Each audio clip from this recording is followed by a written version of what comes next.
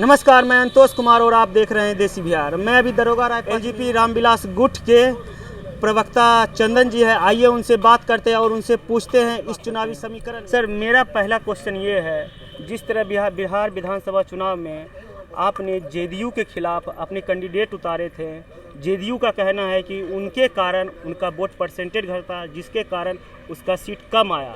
और दूसरा क्वेश्चन है, आप फिर इस बार उपचुनाव में जेडीयू को दोनों सीट मिला है, आपने अपने उम्मीदवार उतारे हैं। आपको क्या लगता है, जीतने के लिए आप उम्मीदवार उतारे हैं कि सिर्फ वोट काटने के लिए? देखिए, 2020 के बिहार विधानसभा में हमको 25 लाख मत मिले, तकरीबन सर एक सीट ही आप जीत पाए। तकरीबन 6% वो वोट होता है। यह तब था जब हम मात्र 130 सीट पे लड़े। 243 सीट पे अगर हम लोग अपने उम्मीदवार को उतारते तो ये मत प्रतिशत जो है 12 से 15% जाता। और आज तो समझिए कि मात्र 14% वाले बिहार के मुख्यमंत्री हैं, है ना। हम बिना गठबंधन के अकेले लड़के अगर 25 लाख वोट ला सकते हैं, तो आप समझिए कि अगर समीकरण और गठबंधन हमारे साथ रहता तब क्या होता। तो पहले नंबर की पार्टी, देखिए हमारे नेता का विजन स्पष्ट है। हम पहले नंबर की पार्टी को तीसरे नंबर की पार्टी बना दिए। और यह बिहार के 2 उपचुनाव जो हैं, कुशेश्वर स्थान और तारापुर, यहाँ भी हम जो सत्तारूढ़ दल है जदयू को दोनों सीट हराने जा रहे हैं और हम जीतने के लिए चुनाव लड़ रहे हैं। हमारी विचारधारा और सिद्धांत हमारे स्वर्गीय संस्थापक आदरणीय रामविलास पासवान की है। हमको विकास करना है। जो दलित हैं, वंचित हैं, जो शोषित हैं, जो समाज के सबसे पिछले पायदान पे हैं, हमको उनका विकास करना है। जो सरकार की नीतियां हैं, उन नीतियों का हम विरोध करते हैं। माननीय मुख्यमंत्री जी का व्यक्तिगत रूप से हम लोग बहुत सम्मान करते हैं, लेकिन पिछले 16 साल से बिहार में जो अपराध, भ्रष्टाचार, बैंक डकैती, अपहरण, बलात्कार, ये जो बढ़ा है, अभी आपने देखा, अभी नीति आयोग की एक रिपोर्ट आई है।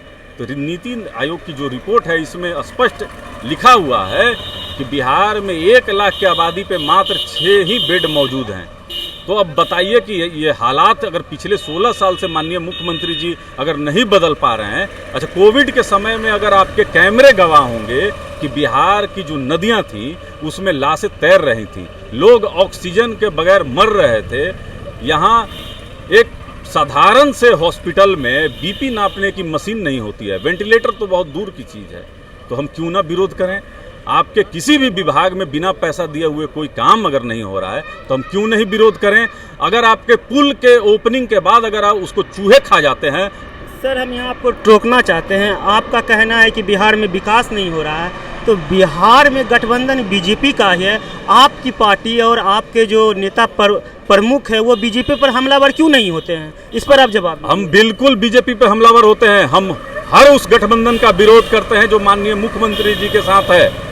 हम तो जिस तरीके से महंगाई बढ़ी है, हम उसका भी विरोध करते हैं। आपके राष्ट्रीय अध्यक्ष भरी सभा में बोलते हैं हम मोदी का हनुमान है, तो फिर आप बीजेपी का विरोध किस स्तर पे कर रहे हैं? आप यहाँ पर तो डबल माइंड नजर आते हैं। बिल्कुल नहीं। देखिए, हम लोग हनुमान कहने का मतलब ये नहीं है कि हम उनके साथ में हैं। हम उनके जो किए हुए अच्छे काम है, अगर आपको याद होगा तो हमारे स्वर्गीय संस्थापक आदरणीय रामविलास पासवान जी अपने आखिरी सांस तक माननीय प्रधानमंत्री जी के साथ कंधे से कंधा मिला के, और वह कोविड का फर्स्ट लहर था, उसमें 80 लाख लोगों के तक अनाज को पहुंचाया।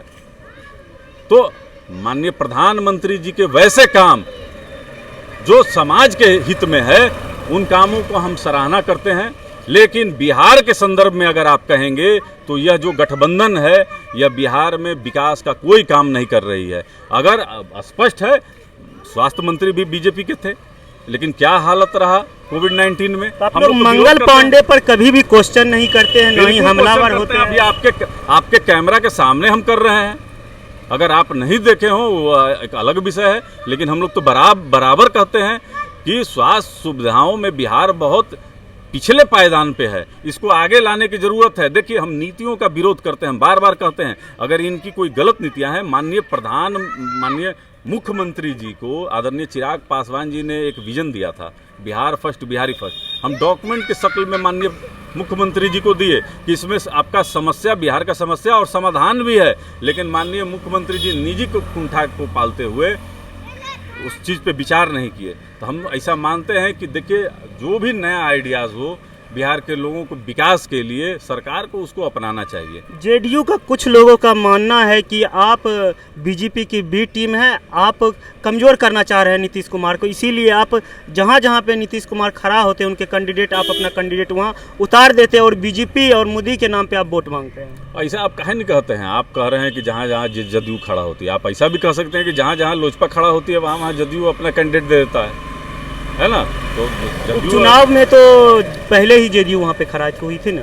तो आप उस जगह का अगर विकास नहीं करेंगे, वो तो हमारे लोकसभा क्षेत्र में आता है ना, वो जमुई लोकसभा के अंतर्गत में ही आता है, तारापुर विधानसभा। हमारे राष्ट्रीय अध्यक्ष वहाँ से सांसद हैं, पिछले 2 बार से सांसद रह रहे हैं। तो ये तो हमारा दायित्व है ना कि वहाँ के लोगों को अगर कोई पीड़ा है, समस्या है, अगर उनका विकास नहीं हुआ है तो हमको उस विकास के जो पैरामीटर हैं उनको सेट करना है। तो हम क्या ये दोनों उपचुनाव आप जीत रहे हैं? बिल्कुल जीत रहे हैं, हारने का कोई प्रश्न नहीं है।